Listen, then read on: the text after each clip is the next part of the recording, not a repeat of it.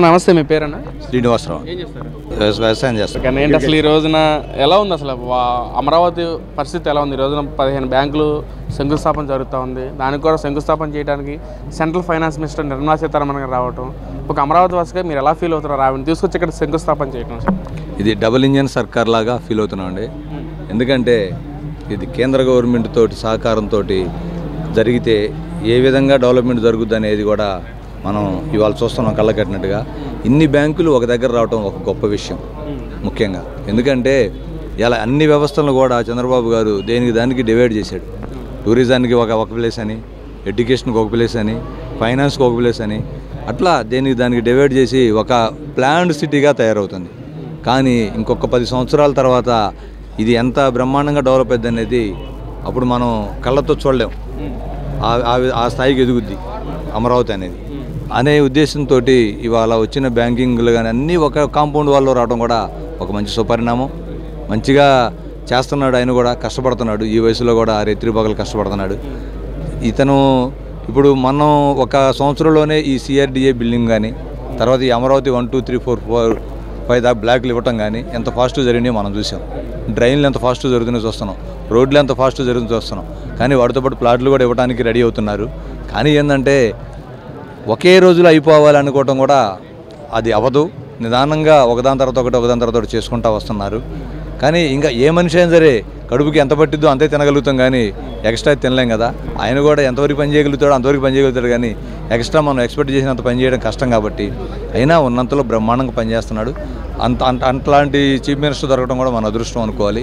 అంటే ఏం సార్ ఈ బ్యాంకుల అనుసంధానం ఇక్కడ ఫైనాన్స్ మినిస్టర్ రావటం అంటే యువతకి ఏ విధంగా డైరెక్ట్గా కానీ ఇండైరెక్ట్గా కానీ ఎలా ఉపయోగపడుతుంది అంటారు ఈ బ్యాంక్ సెక్టర్ అనేది? ఈ బ్యాంకింగ్ సెక్టర్ రావడం వల్ల యువతకి ఉపయోగం కంటే ఇక్కడ ఉన్న వాళ్ళకి ఎక్కువ వర్క్ జరుగుతుంది. ఇప్పుడు బ్యాంకింగ్ ఉద్యోగాలు అంటారా, డైరెక్ట్గా ఆన్లైన్ ద్వారా వచ్చే ఉద్యోగాలు.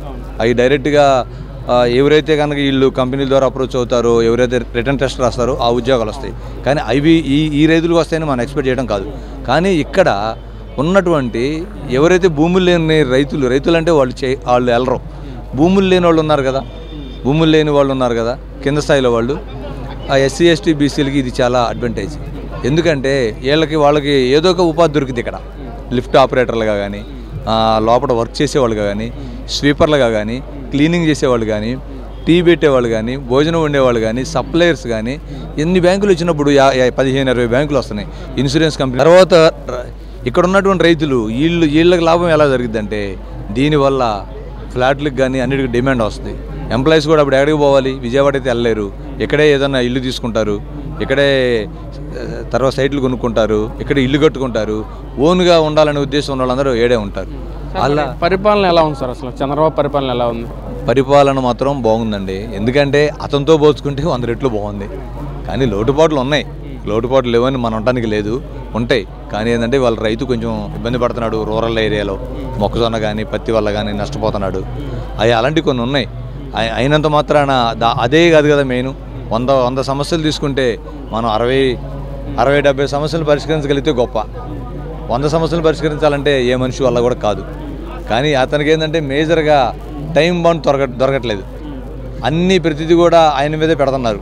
మంత్రులు కూడా చాలా వరకు ఏంటంటే ప్రతిదీ కూడా సీఎం గారు అంటున్నారే కానీ ఎవరికాళ్ళు ఇండు. జగన్మోహన్ మాట్లాడుతున్నాడు, ఈ ప్రభుత్వం మోసపూరిత ప్రభుత్వం, చంద్రబాబు మోసం చేసేట ప్రజల్ని, 80% రేపు 29 ఎలక్షన్స్లో చంద్రబాబు ప్రభుత్వాన్ని గద్దె దింపుతామని చెప్పి 80% వైసీపీ పార్టీకి విజయడంకం మోగిస్తుందని అని చెప్పి ఆయన మాట్లాడుతున్నారు. ఏం చెప్తారు మరి? అంటే ప్రజలు మళ్ళీ జగన్మోహన్ కోరుకుంటున్నారా? ఆ మాట చెప్పకపోతే ఇవాళ వచ్చే 10 మంది కూడా ఆయన ఎమ్మటి రారు కదా. దాని గురించి ఏదో చెప్తుంటాడు ఆయన, కళ్ళబొల్లి కబురు చెప్తాడు. మోసం చేసింది చంద్రబాబు నాయుడు గారు కాదు, జగన్మోహన్ రెడ్డి గారు మోసం చేశాడు.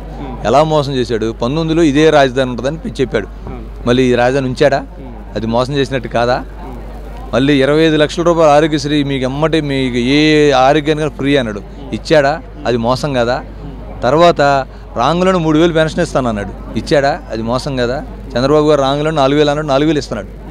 తర్వాత అదేవిధంగా ఆయన టైంలో CMRF LOCలు హాస్పిటల్లో ఏదన్నా ఎమర్జెన్సీ అయితే ఒక్కటిచ్చాడు కాదు. నేను దగ్గరగా 4.5 కోట్లు ఈ సంవత్సరం 5 నెలల్లో నేను 4.5 కోట్లు ఇప్పించా జనానికి, ప్రజలకు ఇప్పించాను. నేను ఎందుకు ఇప్పించగలిగా? చంద్రబాబు గారి దగ్గర CMRFకి డైరెక్ట్గా వెళ్ళగలుగుతున్నాను. నాకు యాక్సెస్ ఉంది, వెళ్ళి నేను డైరెక్ట్గా తీసుకొచ్చి ఇప్పించగలుగుతున్నా. అది వాళ్ళ గవర్నమెంట్లో వాళ్ళ పార్టీ నాయకుడికి కూడా CMRF పెట్టడానికి లేదు. ఎల్ఓసి పెట్టడానికి లేదు. హాస్పిటల్లో పడిపోతే వాడు అప్పుల పాలు అయ్యాడే కానీ వాడికి లాభం చేకూరుతుంది. ఇవాళ బ్రహ్మాండంగా ఇది మంచి ప్రభుత్వాన్ని బ్రహ్మాండంగా పనిచేస్తుంది. ఏదైతే మెడికల్ కాలేజ్ విషయంలో కూడా చంద్రబాబు పీపీపీ విధానం ద్వారా ప్రైవేటీకరణ చేస్తున్నాడని చెప్పి అంటున్నారు. ఏం చెప్తారు మరి దాని గురించి? అసలు అతని ప్రచారమే గ్లోబల్ ప్రచారం అండి. ఎప్పుడు రాంగే. ఎప్పుడు ఏ రోజు ఆయన కరెక్ట్ ప్రచారం చేశాడు చెప్పండి? మీరు ఆలోచించండి. మీడియా వాళ్ళందరూ కూడా మీరు కూడా తెలుసుకోండి. ఏ రోజైనా ఆయన అధికారంలో ఉన్న రోజు మీడియా ముందుకు రాడు. అధికారం లేని రోజు మాత్రం మీడియా ముందుకు వచ్చి అబద్ధాలు చెప్పిపోతాడు. ఆయనకి నిజాలు చెప్పలేడు. నిజాలు చెప్పాలంటే కనుక నోరు రాదు ఆయనకి. ఎందుకంటే అబద్ధాలు చెప్పడానికి మాత్రం ఏదో ఒక రాయి వేసిపోవడానికే కదా. ఇప్పుడు గాజు గ్లాస్ ఉందండి, అక్కడ ఒక చిన్న రాయి వేసినా పగిలిద్ది. అది అట్లా పగలగొట్టి వెళ్ళిపోతాడు. ఇంకంతే. దాన్ని అతికించాలంటే ఈయన పగలగొట్టిపోవడం, చంద్రబాబు గారు అతికించుకోవడం, ఈయన పగలగొట్టిపోవడం, చంద్రబాబు గారు అతికించుకోవడం, ఇదే పని ఎప్పుడు చూసినా కూడా. ఇది రాజకీయంగా దొంగ ఆట ఆడుకున్నట్టుంది. కానీ గవర్నమెంట్ ఆయనకి ఒక 5 సంవత్సరాలు ప్రజలు అవకాశం ఇచ్చారు. మరి ఆ ప్రజలకు న్యాయం జరుగుతున్నప్పుడు నువ్వు సహకరించాలి. నువ్వు నిజమైన నాయకుడు అయితే సహకరించాలి. అసెంబ్లీకి వచ్చి ప్రశ్నించాలి. ఇప్పుడు నేనే చెప్పాను. నేను ఒక తెలుగుదేశం పార్టీ ఒక నాయకుడిగా, ఒక పిఎస్సిఎస్ చైర్మన్గా చెప్తున్నా. రైతులు కొన్ని విషయాల్లో కొంత ఇబ్బంది జరిగింది. మేము కూడా పోరాడుతున్నాం మా గవర్నమెంట్తో కావాలంటే కొన్ని విషయాలు వచ్చినప్పుడు. అదేవిధంగా మంచి చేస్తున్నప్పుడు సపోర్ట్ చేస్తున్నాం. నువ్వు కూడా ప్రతిపక్ష నాయకుడు వచ్చి పోరాటం చేత కాదు, రాళ్ళు వేయడం తప్పితే నీకేం చేత కాదు. నీకు విధానం చేత అయిందా? పరిపాలించు అసలు నువ్వు 5 సంవత్సరాలు. ఏ రోజన్నా ఇలా చంద్రబాబు నాయుడు గారు టీ కొట్టోడి దగ్గరికి వెళ్తున్నాడు, చెప్పులు కుట్టి ఆయన దగ్గరికి వెళ్తున్నాడు, బాత్రూమ్లు గడిగే వాళ్ళ దగ్గరికి వెళ్తున్నాడు. కనపడ్డ వాళ్ళందరి దగ్గరికి నిన్న కాక మొన్న విజయవాడ వచ్చేసి బీసెంట్ రోడ్లో సూపర్ జిఎస్టీ మీద 10 మంది కొట్ల దగ్గరికి వెళ్ళి, ఏమ్మా మీకు దీనివల్ల ఏంది మంచి జరిగిందా లేదా? మంచి జరిగిందండి. ఎలా జరిగింది? బట్టలు కొనడానికి ఇప్పుడు కొద్దిగా ఎక్కువ వస్తున్నారు జిఎస్టీ తగ్గడం వల్ల అని.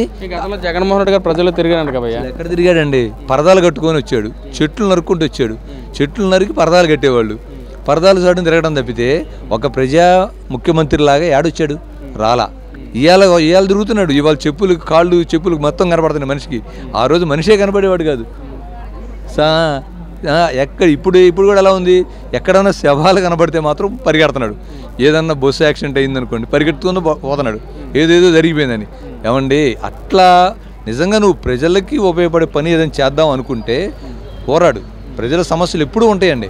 అధికారం ఉన్నా ప్రతిపక్షం ఉన్నా మనం మాట్లాడాలని అనుకున్నప్పుడు, ప్రజల తరపున మాట్లాడాలన్నప్పుడు ప్రజల తరపునే మనం ఉండాలి. నువ్వు ప్రజానాయకుడు అయినప్పుడు నువ్వు నెక్స్ట్ కాదండి, తర్వాత అయినా నీకు అవకాశం ఉంటుందేమో. రావాలన్నప్పుడు నువ్వు ముందు ప్రజల తరపున మాట్లాడాలి కదా. ఈ రైతులు ఒకవేళ ఏదైనా సమస్య వచ్చిందనుకో, ఈ రైతుల తరపున కూడా మాట్లాడొచ్చి, తప్పే ఉంది. మా తరపున కూడా మాట్లాడు. అప్పుడు ఆటోమేటిక్గా ఒకసారి కదా ఇంకోసారి. ఇప్పుడు నీకు ఒకసారి ఛాన్స్ ఇచ్చారు 19లో, అట్లానే మళ్ళీ 29లోనో 34లోనో మళ్ళీ 39లోనో నువ్వు అంటున్నావు కదా నాకు అవకాశం మళ్ళీ వచ్చిద్దని. నీకు అవకాశం రావాలంటే నువ్వు ప్రజా సమస్యలు పరిష్కరిస్తున్నావు. నీ నాయకులందరూ జైలు పోతుంటే వాళ్ళ దగ్గరికి వెళ్ళి పరామర్శించడానికి అయితే పోతున్నావు, కానీ రైతుల దగ్గర వచ్చి నువ్వు పరామర్శిస్తున్నావు.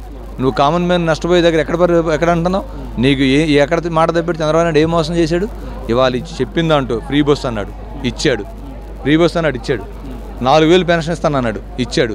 తర్వాత వచ్చేసరికి అలా ఆరోగ్యశ్రీ కింద CMRF LOCలు ఇస్తున్నాడు. అంటే ఫైనల్గా ఈ ప్రభుత్వం వల్ల ప్రజలందరూ సంతోషంగా ఉన్నారు అసలు? సార్, కామన్ మ్యాన్ చిన్న వాళ్ళు ప్రజలందరూ సంతోషంగానే ఉన్నారండి. సంతోషంగా ఉన్నారు. ఎవరికి ఇబ్బంది లేదండి. ఈయనకు ఓటేసిన వాళ్ళు ఎవరండి? Middle class voter. Chandrababu Naidu గారికి ఓటేసిన వాళ్ళలో మిడిల్ క్లాస్ ఓటర్ ఎక్కువ. లోయర్ క్లాసు అప్పర్ క్లాస్ కన్నా కూడా మిడిల్ క్లాస్ ఓటర్ ఎప్పుడు చంద్రబాబు గారిని ఎక్కువ లైక్ చేస్తారు. ఆయనకు ఓటేసిన వాళ్ళు.